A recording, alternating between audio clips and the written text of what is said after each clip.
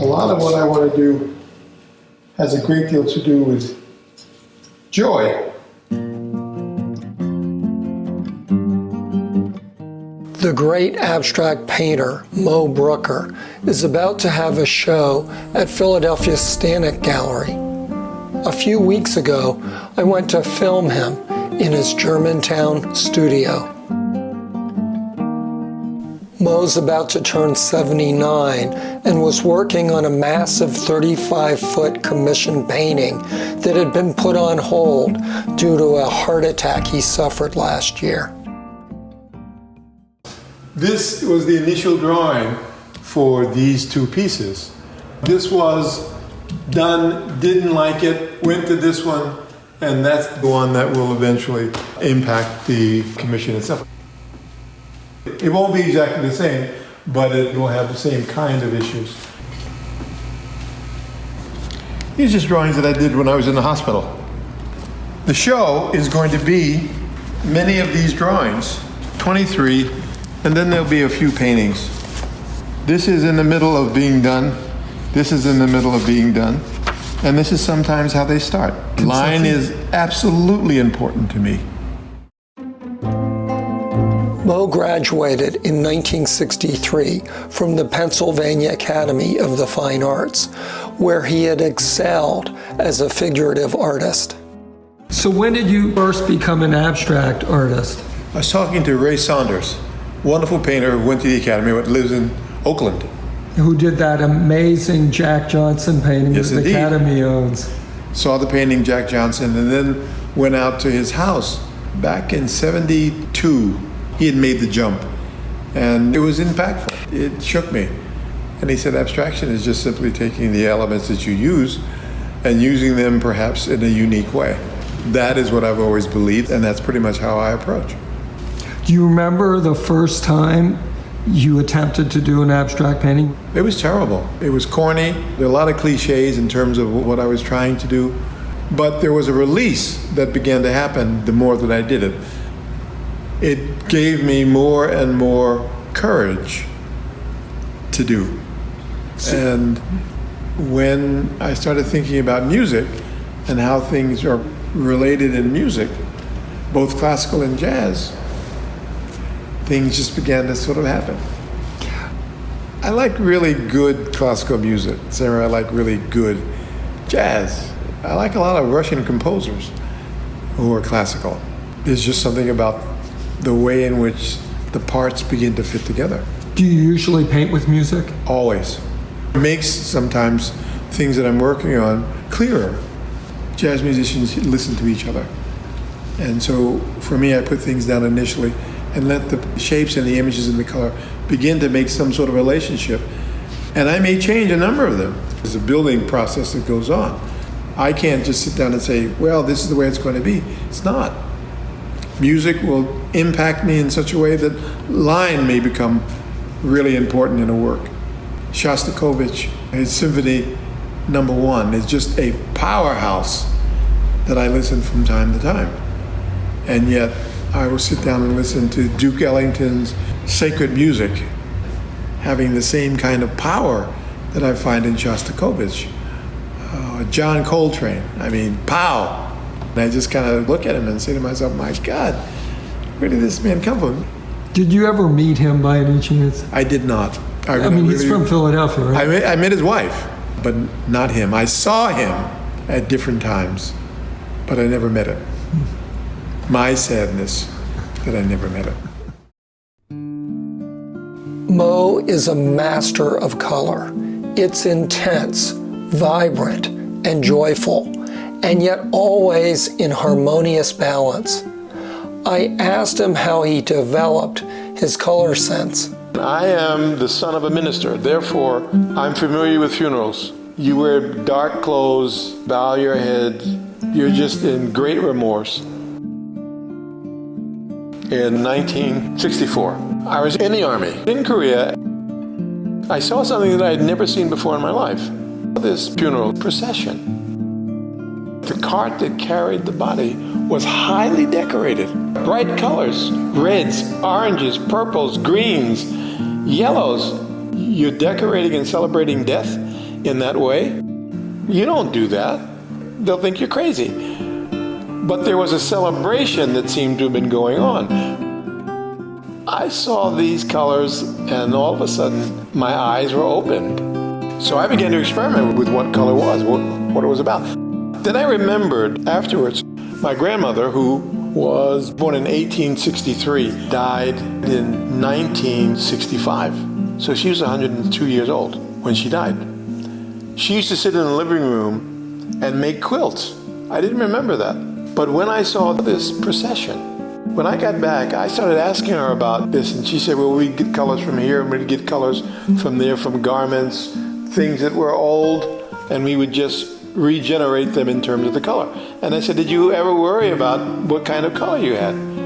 She said, no. You'd put some colors down, and then find a color that would bring them all together. That's been my approach to color. I'll put colors down that are unusual, that people say, you can't put those two colors together. And I say, yes, I can. Yes, I can. And I will find a connection between the two, either in its value or its intensity. You can take colors that would normally clash, and if you reduce the value or the intensity of one or the other, you can get them to make a connection so that one doesn't dominate the other. So the combination of the Korean experience and remembering my grandmother making quilts, very much like the G's Ben ladies, I decided I didn't have to go and worry about color. I would just do it. Well, that's a fantasy, because then I started really studying color for myself. Have you ever felt like you've been forced to navigate between the black world and the white world? I'm pretty much who I am. I was raised in a particular way, have always had friendships in both black and white communities. So that's not the pressure. I just will not be referred to as a black artist. I won't. Does anybody refer to Vermeer as a white artist? No, not at all. So what's the point? I will say I'm an artist who is African American. That's perfectly fine with me. To say you are a black artist puts a limit on what the anticipation of what your abilities can and should and would be, because racism exists very much still in this country. Moe received his MFA from Tyler in 1972 and afterwards was hired to teach there for a year. He went on to have an illustrious teaching career at the Universities of Virginia and North Carolina, the Cleveland Institute of Art, the Tianjin College of Fine Art in China, the Pennsylvania Academy of the Fine Arts, Parsons School of Design, and finally Moore College, where he served as chair of the foundation department. As far as his painting career went, in 1985, he won the prestigious Cleveland Arts Prize, which set him up for critical and financial success. Every show I had in Cleveland was a sellout. I couldn't make enough work. A few museums had purchased my work. It was good. His success in Cleveland led to success in a gallery in Michigan. That's how I met Sam Gilliam, because Sam Gilliam was showing there. And I said, oh man, if Sam Gilliam is showing there, I'm all right these days, you know. But finding a gallery in his hometown of Philadelphia was more challenging. There weren't options for an African-American painter to be in a gallery here in Philadelphia until Sandy came along. My name is Sandy Webster Brantley, and I was in the gallery business for 42 years, from 1969, and we closed the gallery in 2011. And everything that I was told I couldn't do, I did. When we first opened, one of the major gallery owners on Walnut Street came to welcome me to the art community, but I hear you have black artists in your gallery. And I said, well, we have good artists. Some of them happen to be black. Well, don't you know you can't do that? I said, what are you talking about? Well, if black people come, white people will never come. Well, we live to say, nya, nya, nya, nya, nya, nya. We formed a group called Recherche, which started out with 7 of the African-American artists that we have, and that's a French word meaning choice, rare, much sought after. We had a show in Copenhagen, Denmark, in Bahia, Brazil, Havana, Cuba, so all is wonderful with that. I came back from Cleveland Charles Searles was having a show at Sandy Webster. I walked into the gallery, and Sandy, being her really cordial person, came over to me and she said, "How are you?" "I'm Sandy Webster. I'm the owner of the gallery." I said, "I'm Moe Brooker." She said, "I know who you are. Are you showing anywhere in Philadelphia?" And I said, "Come on, you know better than that. It's not possible." Sandy asked me if I'd be interested in the show. I said yes. First year I had at Sandy's, it rained on opening night. The gallery was still full, sold out. The next show that I had 2 years later, sold out. Wonderful things just kept happening. Eventually, two of his artist friends, Benny Andrews and Al Loving, brought Moe's work to the attention of New York gallerist June Kelly. I made a movie about a show Moe had there back in 2013. June Kelly, very supportive. Because of Moe, I think people are just always upbeat, and he's so joyous about life, and you see it, and people around him are the same way. Moe's work, when you think of the powerful, pulsating energy, you really see the rhythm, the improvisation, and he puts it all together so wonderful for you. And his color sense is just marvelous, though. He really knows how to use colors. Moe has alternated shows between Sandy Webster in Philadelphia and June Kelly in New York. But eventually, Sandy told him that I'm going to close the gallery. And I said, "You're joking." She said, "No." And then I said, "I have no idea where I'm going to show in Philadelphia." Moe is hardly alone in losing his Philadelphia gallery. In recent years, a spate of them have closed. One of the few new galleries to open is the Stanek Gallery. Catherine Stanek contacted Moe and asked him to be in a group show. I sold 2 pieces, boom, like that. And I said, well, I think I'm going to be with this gallery. They've been very nice, very respectful, wonderful to work with, and they're all business. If there's something that's on their mind, they'll tell you, straight up. Moe told me that he has been married twice. The first time was to Virginia Robinson, a public school teacher. They had a son who's now 40 and doing quite well. My son, Moose, he's an animator who lives in Pasadena. For my 75th birthday, he presented me with these. That's me as Indiana Jones. Okay. That's me as a karate expert. Me as Spock, who knows all things. Superman, lifting at a building in a single bound, and then person who can fix all things. Is that true? Can you? Come on. I can do some things, but I used to fool around with doing some things. Eventually, Moe and Virginia divorced amicably, and they are still friends today. He told me how he met his second wife. Went to a party, walked in the door, and had my back to the other entrances, and this enormous heat came across my back. I kid you not. And I turned around, and there Cheryl McClenney was standing. "What is wrong with this man?" Cheryl said, Shay, as I call her. And I said, "I'm going to marry you, and we're going to have a daughter." And she said, "Oh, well, we did have a daughter, and I married her." In that order? No. I married her, and then we had the daughter. My name is Cheryl McClenney-Brooker. Moe Brooker calls me Shay. His work is really very joyful, and it makes you feel good. Moe has had students who have shared with me that they wondered how he was able, with a large class, to be able to give individual attention to students. And Moe said to them, "I think it's because I come from a large family." He's the 7th son of the 7th son. He loves his family, and he loves to be with his family. But he also recognizes that each individual has his or her own talents. He celebrates that, he talks about that, and from an educator's point of view, he's especially effective because he's able to take that individuality and to pay attention to those particular talents. And I think the students love him for it. I do. Yep. I met Moe Brooker when I was 21 in 1974, and he had a tremendous impact on the subsequent course of my life. I had just graduated from UNC with a math degree.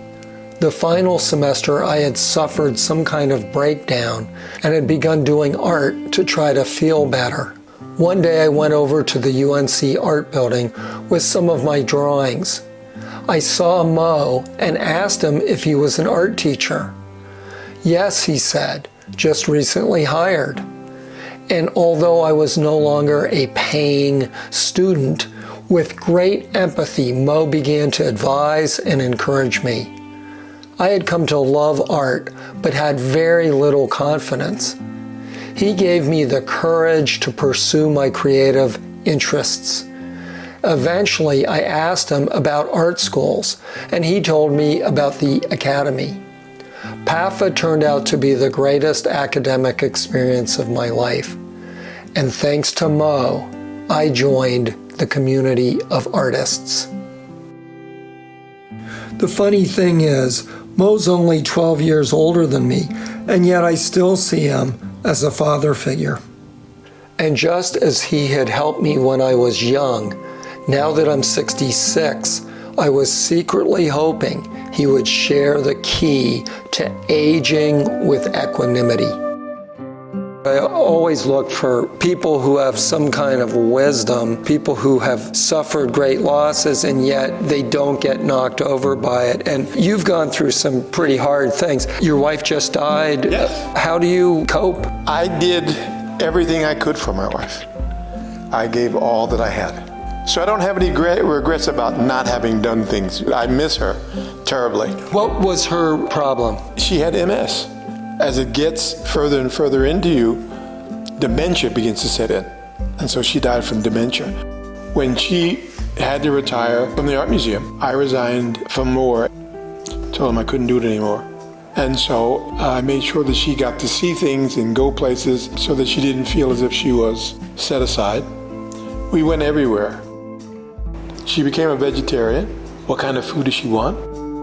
I had a lift put in the back of the house, a chair lift inside the house, and I had a motorized chair to make sure that she could get around. Then she lost her ability to sit upright, and that's really when things began to go downhill. I didn't realize it was going to go so quickly, but it did. Everything was to make sure that she was all right. This is my own perception. When a person at a funeral carries on, it's because they didn't do the things that they should have done. If you do the things that you're supposed to do, yes, it is difficult and hard, but you don't have any regrets about what you didn't do. So for me, that's the important thing. I gave and gave and gave and gave until she was no longer around. And she died very peacefully, just kind of closed her eyes. The last breath came out, and that was it. She was done.